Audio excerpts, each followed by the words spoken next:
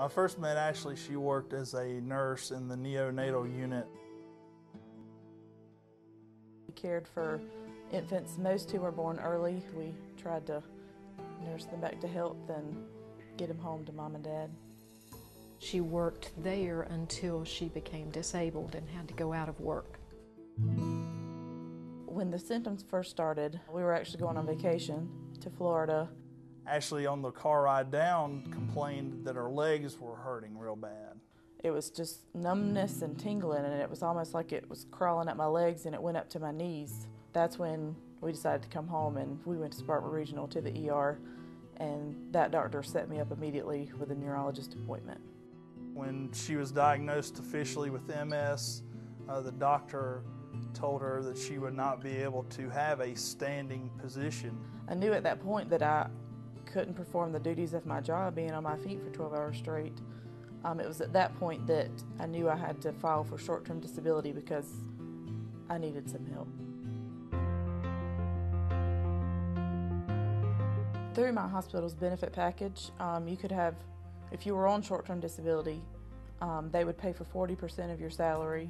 The money that Ashley received for her disability basically was the only way that she could sustain any kind of income. Groceries every week, gas for a car, bills, medicine. It was a godsend. We have a vocational rehab person. We have actually a couple, and the person that was assigned to Ashley actually helped her get some physical therapy.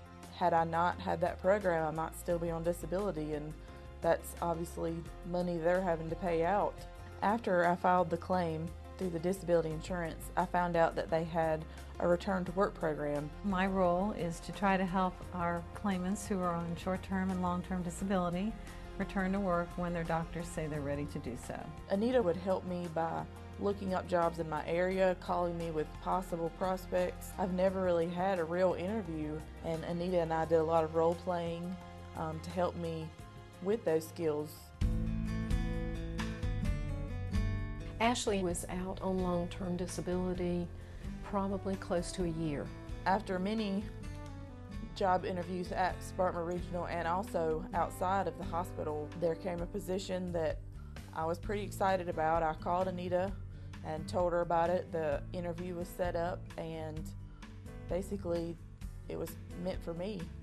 You have to have good insurance to be able to fight something like MS. There's definitely a misconception by younger employees to think that disability insurance is for an older population. I'm 24 years old. This can't be happening to me. Things do happen to folks who are in their 20s. We see it every day. It does happen, and they need the protection. When I first was hired at the hospital, you could add extra coverage, but I didn't think I would ever need it. I have it now, but that's probably the greatest lesson, is that you never know what's going to happen.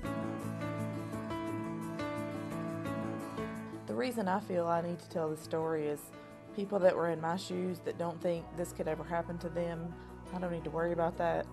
Obviously it happens, and it happened to me. And if one person can, get that insurance, the extra disability insurance that everyone should have, then it might help someone.